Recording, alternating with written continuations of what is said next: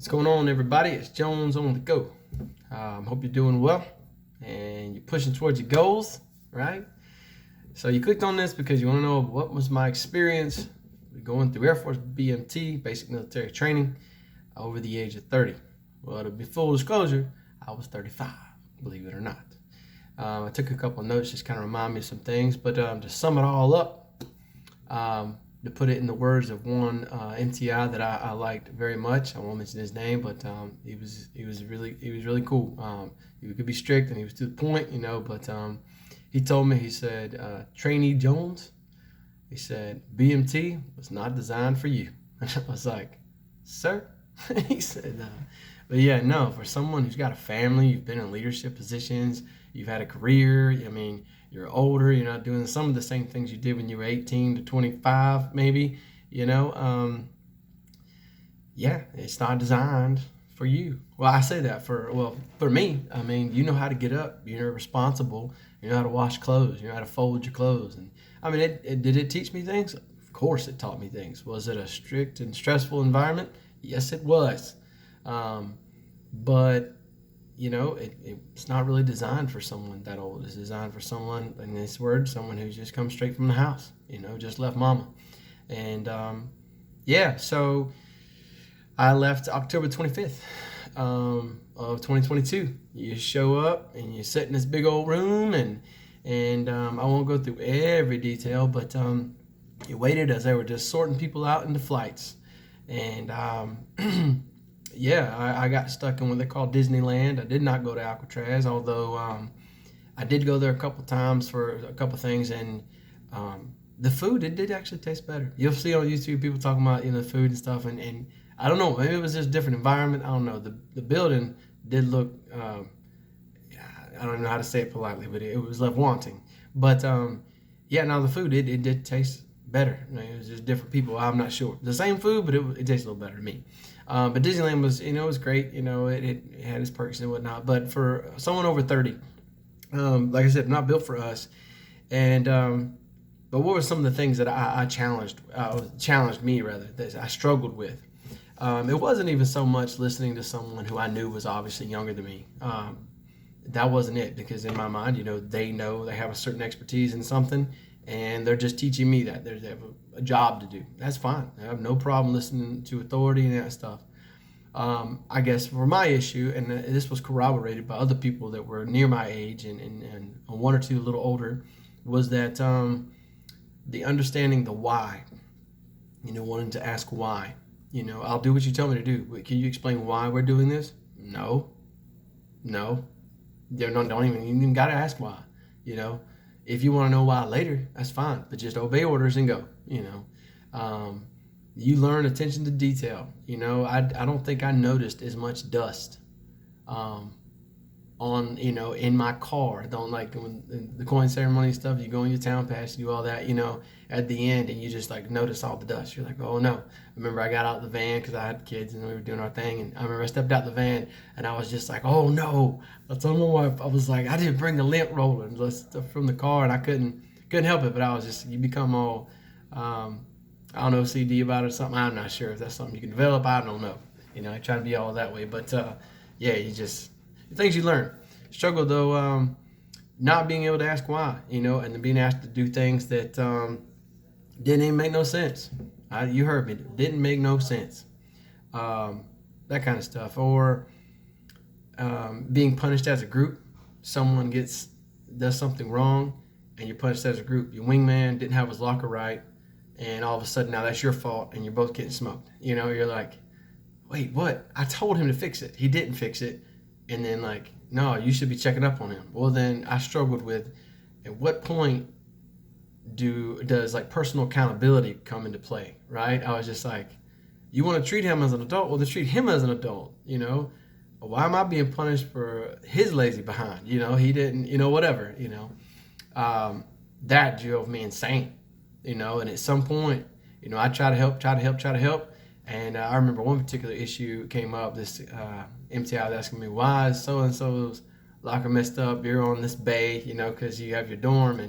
And in BMT there, well, they started pushing integrated flights. So you have the women that stay in one dorm or whatnot, and then you have the guys, and then they're split up. So you'll have more than one flight in a dorm. So you have a dorm flight and you have an integrated flight where you go and you're integrated with males and females, you know, and depending on the day and whatever, you're mixed up. And that was always confusing. You'd be like, am I a dorm flight integrated? Are you going, you're integrated or whatever.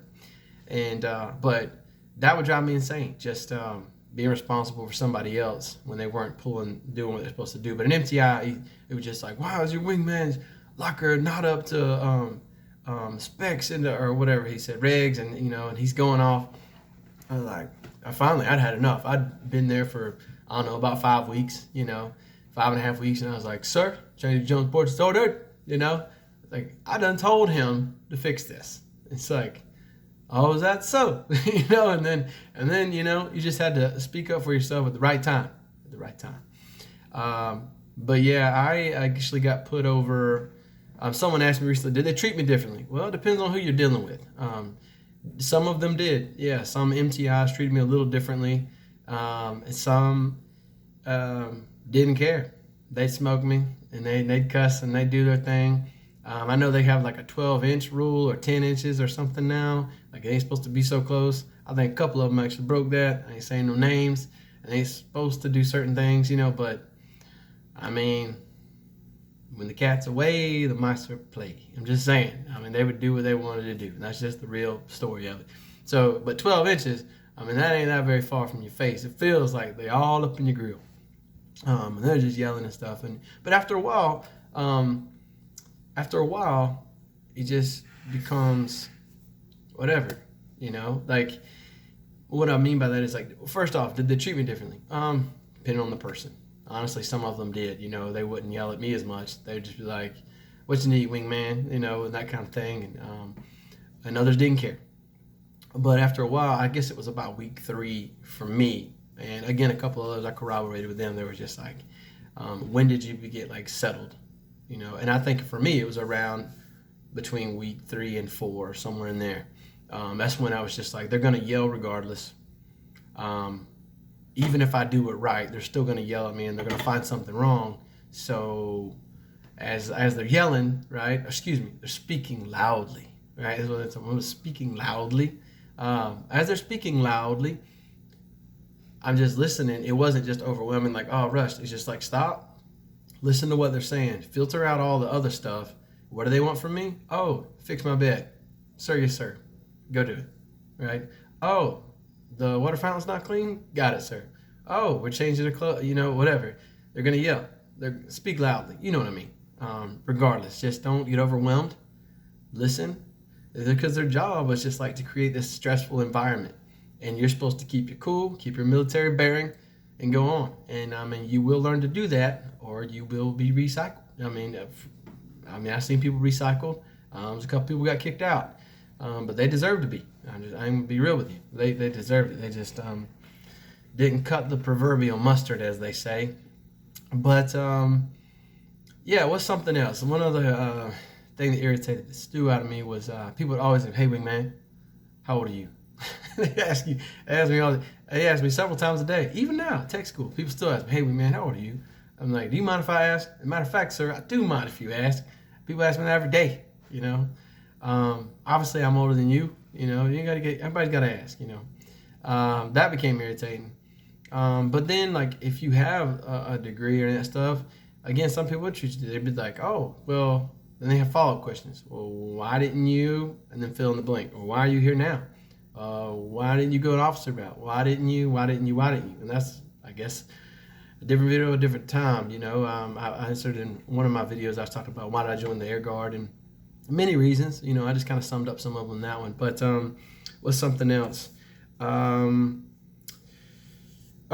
far as like physically fit, right? I think if you're somewhat fit, you need to. I mean, if you're not fit, like if you can't run a mile, then you need to work on that long before you get here. You know, even if you're underweight, if you can't run a mile, you know, I mean, it's not like we had a lot of run days. We didn't have a lot of run days.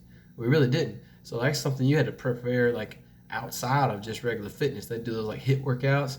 You better get your heart rate up because run. You know, your PT test is coming. You know, it's coming. So you got to work on it. They give you like 3x1s or something, like 1x3s or something like that, where you do certain exercises, whatever you're struggling in during what would be considered downtime. Now that you got a lot of that, the longer you stayed at BMT, you had more of that downtime. Sundays were amazing.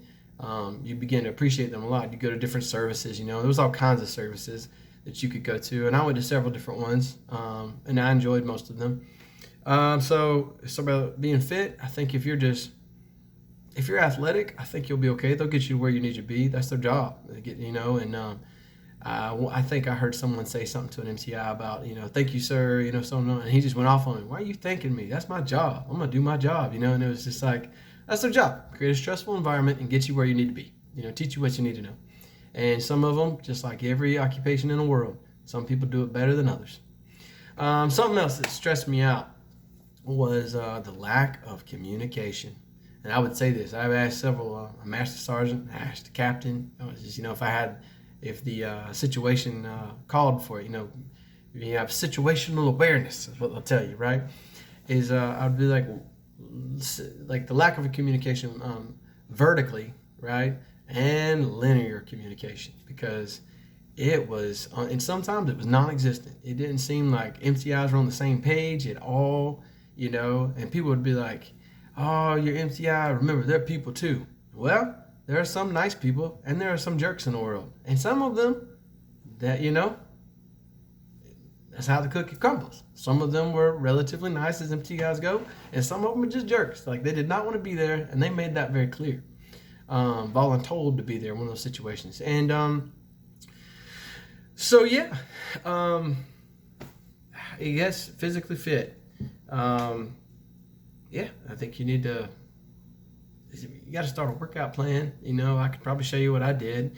Don't overcomplicate it. Just start moving, But MTIs, they are people too. You got to say it. They are people too. Good days and bad days, But I would ask them about communication, get back on that.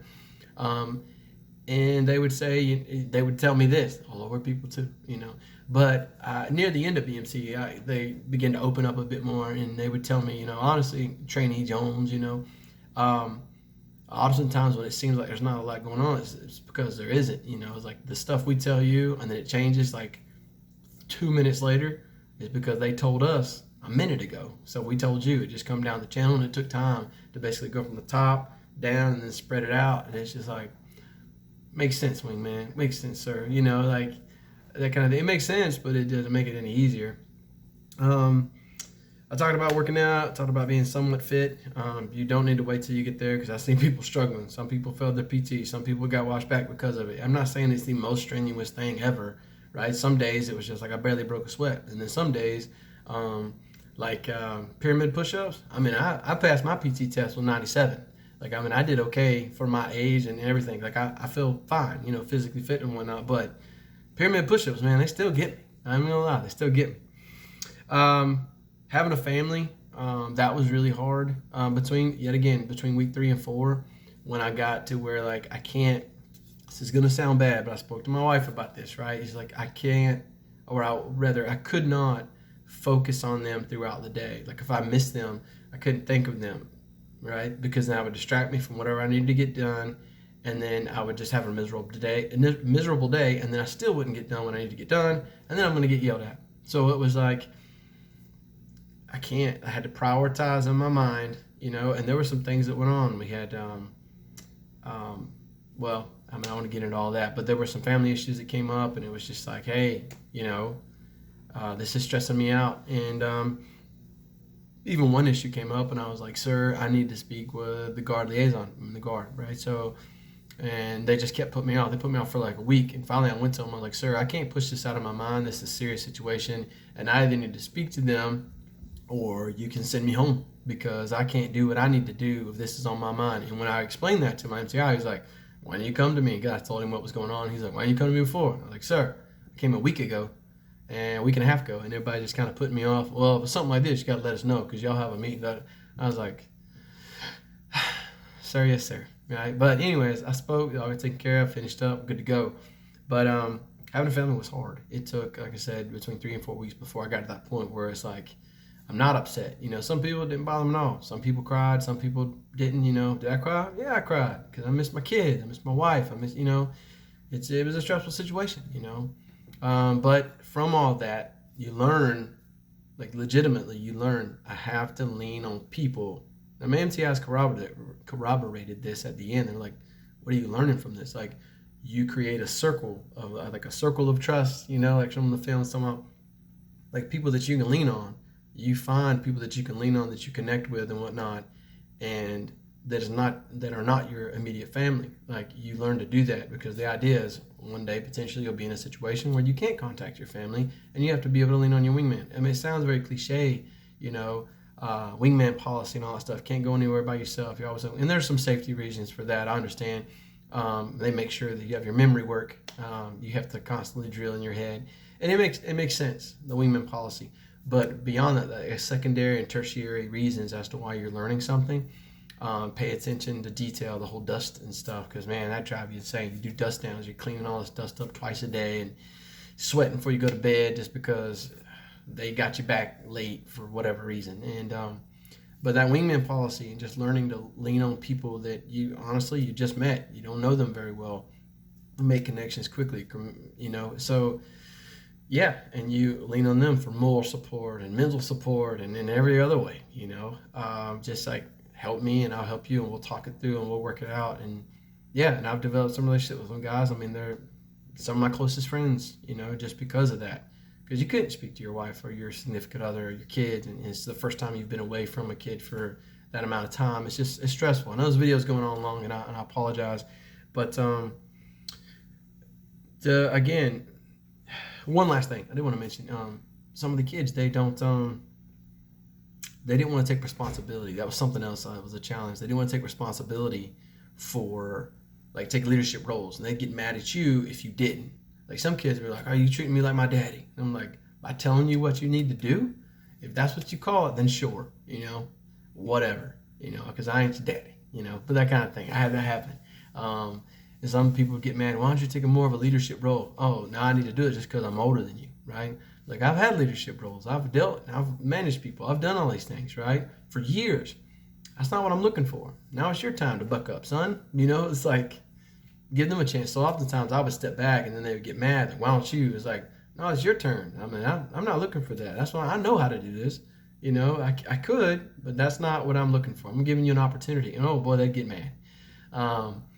Because then a few of them did step up. There were several that really surprised me and impressed me. Young kids, 18, 20, and it's just like, wow. I mean, there's hope for America. It's like one of those situations. But a few of them, you're just like, you ain't gonna make it, man. You ain't gonna make it. And then they did, and then you're like, wow, wow. So people surprise you. It's But there was definitely some challenges. Just so to sum all it up, and I'm saying a lot, and there's more I could probably say. It's for someone who's got a family, like I said, career, and all this stuff, and you've had responsibilities, paying bills and working and getting up and going and this kind of stuff, and making sure the laundry's done, and just multiple layers of stress in your life, and you've dealt and you conquered and kept moving. It's not built for you. Plain and simple. It's not. It's just one of them things you got to go through to get to where you want to be. Rather, can you do it? Heck yeah, you can do it. Is it fun? A couple times it got kind of fun. They say embrace the suck. I know what that means now, like legitimately. It makes a whole new meaning. And you'll hear embrace the suck, and you'll hear hurry up and wait. Amen, amen, amen. Embrace the suck and hurry up and wait. Like, I truly understand what those mean now. And you can explain it to somebody, and you can give examples, but until you're in the moment, you don't really fully grasp what those two things mean. So yeah, I hope that helps a lot. Yeah, it's not really, I'm looking at my notes. I'm sorry, guys, just to kind of see, was there anything else that I wanted to say? Plenty of things, I guess, that could probably come up. If you got any questions, let me know. Subscribe if I helped you out. Forward it to somebody if you think it'll help them out. Yeah, I just want to, again, pay it forward, help you, encourage you. I know you can do it. I did it. I know you can do it. I'm for you. I want to help you. Again, if you got any questions, let me know. Just remember, BMT ain't really for you if you're in a certain stage in your life, but you can do it. It's just one of them things. It's just one of them things. It's just something else. You can do it. Again, Hope to see you soon. Talk to you, let you go. Have a good evening. Be safe, and we'll see you on the other side. Bye.